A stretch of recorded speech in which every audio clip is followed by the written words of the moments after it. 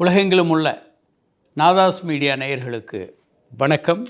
June மாதம் அப்படின்னாலே parade நடக்கிறது பார்க்குறோம் உலகமெங்கும்.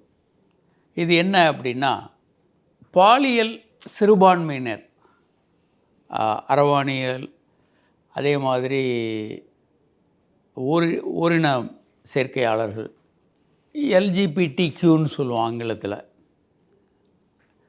இவர்கள் எல்லாருமே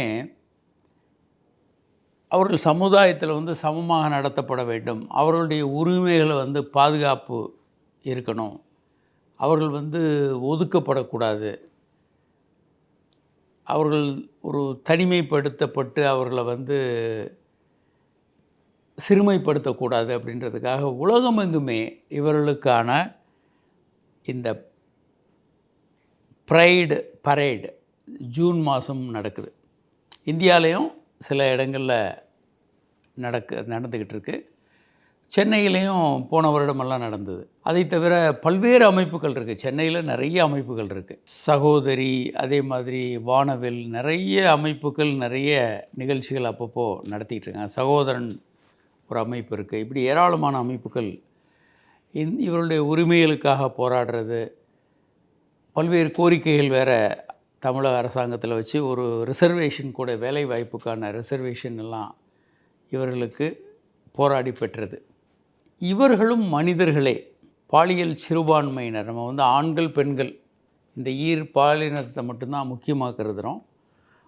மூன்றாம் பாலினம், அதை தவிர மற்ற எல்ஜிபிடிக்யூ அப்படின்னு சொல்லக்கூடிய லெஸ்பியன், பைசெக்சுவல், கே, இந்த மாதிரி குயர், இந்த மாதிரி நிறைய பேர் இருக்காங்க. இந்த குரூப் எல்லாருமே கொஞ்சம் வித்தியாசங்கள் இருக்குது. அதில் இந்த பாலியல் சிறுபான்மையினர் இவர்களுடைய நலன்களுக்காக நாங்கள் நிறைய தமிழகத்துலேயும் நிறைய பண்ணியிருக்கோம். பாலியல் மாநாடு சென்னையில் நடத்தும்போது நாங்கள் இவர்களையும் அதில் பங்கு பெற சொல்லுவோம். இவருடைய ரெப்ரசன்டேட்டிவ்ஸும் அதில் பங்கு பெறுவாங்க. அவங்களுடைய கருத்துக்கள், அவங்களுடைய ஆய்வுகள் அதெல்லாம் பாலியல் மாநாட்டில் ப்ரெசென்ட் பண்ணுவாங்க. அது மிகப்பெரிய அளவுக்கு வரவேற்பு இருக்கும். அதே மாதிரி ரன் ஃபார் லவ் அப்படின்னு சொல்லி சென்னையில் கடற்கரையில் முன்னாள் மேயர் அவர்களால் துவக்கப்பட்டு, அது இந்த பாலியல் சிறுபான்மையினர் மற்றும் பாலியல் துன்புறுத்தல்களுக்கு எதிரான ஒரு ரன் ஃபார் லவ்னு நடந்தது. 5வது உலக பாலியல் மாநாட்டில் சென்னையில் நடந்தப்போ அந்த ரன் ஃபார் லவ்னு அதில் பெரும்பாலும் இந்த எல்ஜிபிடிக்யூ இந்த அமைப்பினர் எல்லாரும் பெரிய அளவில் பங்கு பெற்றிருந்தாங்க. அதனால் இவர்களுடைய உரிமைக்காக, இவருடைய நலன் பாதுகாக்கப்பட வேண்டும். ஏன்னா பல நாடுகளில், முஸ்லீம் நாடுகளெல்லாம் கடுமையான நடவடிக்கைகள் உண்டு, உயிருக்கே ஆபத்தும் உண்டு. லெஸ்பியன், கே போன்றவர்களுக்கு உயிருக்கு எதிரான ஆபத்தான தண்டனைகள் உண்டு, வன்முறை உண்டு. இன்னும் உலகத்தில் பல பகுதிகள் அப்படி இருக்குது. முன்னேறிய நாடுகள், அமெரிக்கா போன்ற நாடுகள், லண்டன், அமெரிக்கா, யூரோப்பில் பல நாடுகளில் இதை அங்கீகரிச்சிட்டாங்க. ஓர்பாலினர் அவங்க திருமணம் செய்துக்கலாம், அவங்க இயல்பாக இருக்கலாம் அப்படின்னு. இந்தியா போன்ற நாடுகளில் ஆர்டிக்கிள் 370 பிரச்சனை இருக்குது. 377 இது 1850களில் உருவாக்கப்பட்டது, 200 வருடங்களுக்கு முன்பு. இந்த பழைய சட்டங்கள் அதில் என்ன சொல்லியிருக்குன்னா, இயல்பான குழந்தை பிறப்புக்கான தாம்பத்திய உறவு தவிர வேறு எந்த விதமான உறவும் தவறானது அப்படின்னு குறிப்பிடப்பட்டிருக்கு. அதில் ஒரு சேர்க்கையாளர் உறவெல்லாம் தண்டனைக்குரிய குற்றமாகத்தான் குறிப்பிடப்பட்டிருக்கு. அதுக்கப்புறம் அது டெல்லி கோர்ட்டில், ஹைகோர்ட்டில் திரும்ப அப்பீல், அதுக்கு மறு அப்பீல், இப்படி பல்வேறு மாற்றங்கள் போய் ஒரு குழப்பமான நிலையில் தான் இருக்குது. இன்னும் முழுமையான தெளிவான சட்டங்கள் அதை பற்றி இயற்றப்படலை. ஆனால் மருத்துவ உலகம் இந்த பாலியல் சிறுபான்மையினர் இவர்கள் இது ஒரு நோய் அல்ல. கே, ஆணும் ஆணும் உறவு கொள்வது, பெண்ணும் பெண்ணும், லெஸ்பியன், இதெல்லாம் ஒரு குற்றம் அல்ல, இது ஒரு நோய் அல்ல அப்படின்னு சொல்லி 1964 டிஎஸ்எம் கோடு, அந்த நோயினுடைய டிசீஸ் கோட்லேருந்து எடுத்துட்டாங்க.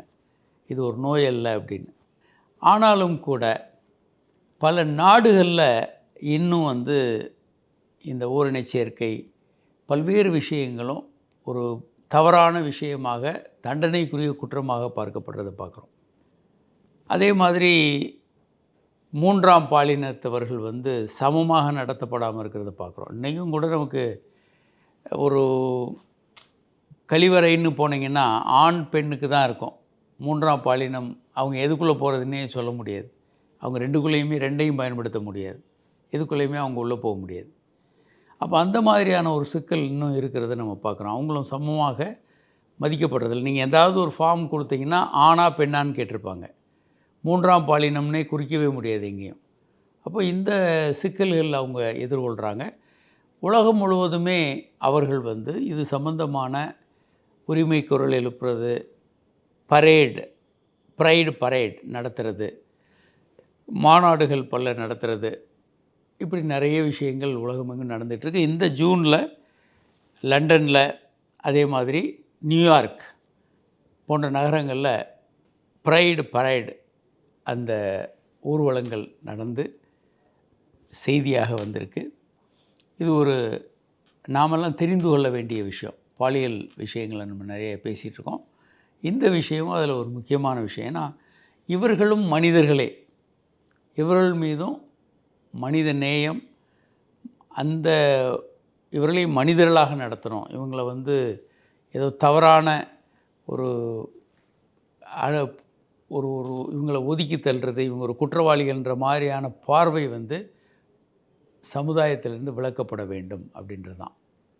வணக்கம்.